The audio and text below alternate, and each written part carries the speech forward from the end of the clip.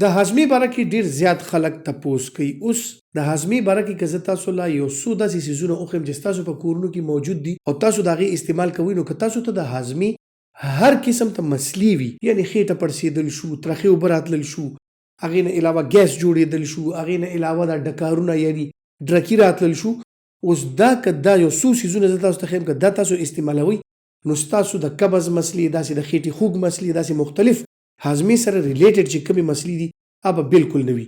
دا یو څو څیزونه یاد لرئ. ګازره په سلادو کې یا څه طریقې سره چې خورئ، مولی په سلادو کې یا څه طریقې سره چې تاسو خورئ. دې نه علاوه زیره، دې نه علاوه جناب سونف یعنی کاږه چې ورته پښتو کې وایي، که تاسو یې داسې خورئ، که تاسو یې قهوه کې استعمالوئ، او هغې نه علاوه پودینه، د پودینې پتې که تاسو د هغې چټني کوئ، که تاسو د هغې کاوس کوئ، که تاسو هر څه کوئ، خو دا څلور پنځه څیزونه داسې دي چې دې سره او سپیرکی یعنی اجواین،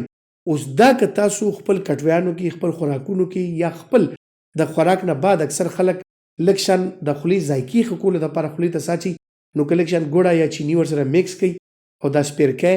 دا سونف او داسې مختلف څیزونه تاسو وخورئ، نو ستاسو هاضمه دا به بهترین وي او تاسو ته به هېڅکله د خېټې مسلې نه وي.